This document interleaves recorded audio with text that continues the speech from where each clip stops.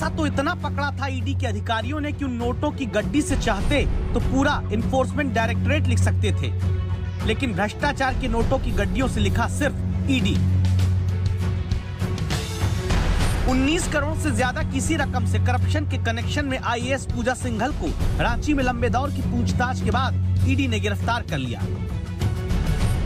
IAS पूजा सिंघल की अभी गिरफ्तारी और करप्शन की गोंद से चिपके हुए ये नोट इस सवाल को जन्म देते हैं कि जिस देश में करोड़ों लोगों के भूखा सोने की कहानियां हैं, वहां घूसखोरी के नोटों को कैसे बड़े अधिकारी हजम कर लेते हैं। 19 करोड़ कैश समेत 150 करोड़ के करप्शन की आरोपी पूजा सिंघल कौन है?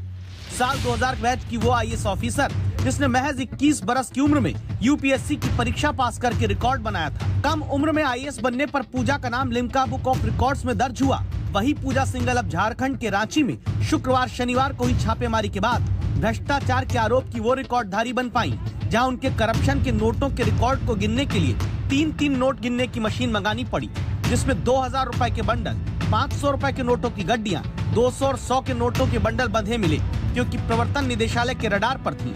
झारखंड की खनन और उद्योग सचिव पूजा सिंघल, उनके पति अभिषेक झा और सीए सुमन कुमार 2 दिन तक नोट गिने गए। तब पता चला कि ये रकम 19 करोड़ रुपए है, जिसमें 17 करोड़ रुपए तो सीधे सीए के घर से मिले, बाकी दूसरे ठिकाने से। 10 दिन का रिमांड मांगा गया था, लेकिन 5 दिन का रिमांड मिला है, यानी रिमांड जो है वो 12 को खत्म हो जाएगा, यानी आने वाले गुरुवार को। बहुत अब जो वक्त है वो पूछताछ में लगाया गया है, तो जाहिर तौर पे कन्फ्रंट किया जा रहा है। सुमन कुमार से जो बातें निकल कर आ रही है उसको कन्फ्रंट किया जा रहा है। बाकी जो 2 लोगों से पूछताछ के लिए बुलाया गया है, इंटरलिंक किया जा रहा है, कन्फ्रंट किया जा रहा है कि उन्होंने ये एलेज किया है, उसमें कितनी सच्चाई है, उसका जवाब यहाँ से तलाशा जा रहा होगा। करप्शन के नोट गिनने की यह ताकत आईएएस जैसे बड़े अधिकारी तभी पा सकते हैं जब संरक्षण ऊपर से हो। इस आशंका की वजह समझने के लिए भ्रष्टाचार की जड़ तक पहुंचते हैं। ये पूरा मामला 2007 से 2010 के बीच का है। तब 3 साल में आईएएस पूजा सिंघल झारखंड के 3 जिलों में डीसी रही। दावा है उसी दौरान मनरेगा में 18 करोड़ की गड़बड़ी हुई। तत्कालीन सीएम अर्जुन मुंडा ने जांच के आदेश भी दिए थे।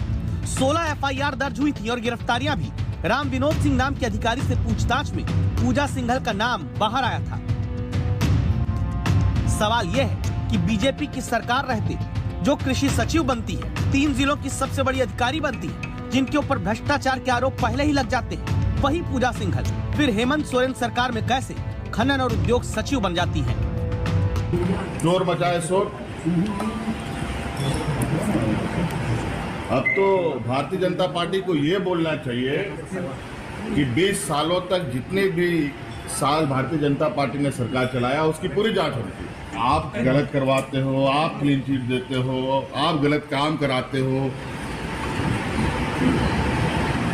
हमारे समय में हुआ होता तब बात कही जाती। जिस तरह के अवैध खनन पट्टे माननीय मुख्यमंत्री जी को, उनके भाई को, उनके जो प्रेस सलाहकार हैं उनको, उनके जो विधायक प्रतिनिधि हैं उनको, उनके और भी रिश्तेदारों को या दलालों को, चमचों को जिस तरह से रबड़ी की तरह बांटा था, उसमें इस तरह का होना रेट जो है वो स्वाभाविक था। और करप्शन के कई एक केसेस के बारे में जानकारी मुझे लगता है कि एजेंसीज को लगातार आ रही थी। जब हमारे जैसे नेताओं को आ रही थी तो एजेंसीज को आ रही होगी। पूजा सिंघल जैसे बड़े अधिकारियों के ऊपर किसका हाथ रहता है? जब तक कानून के हाथ वहाँ नहीं पहुँचेंगे, ऐसे ही अधिकारियों के ठिकाने नोट उगलते रहेंगे, मशीनें आती रहेंगी, करप्शन की खान खुलती रहेगी। सत्यजीत कुमार, रांची आज तक।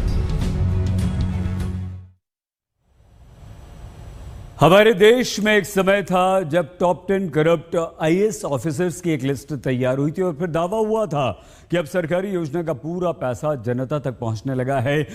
लेकिन क्या जनता का पैसा अब भी भ्रष्टाचारी ऑफिसर खा रहे हैं?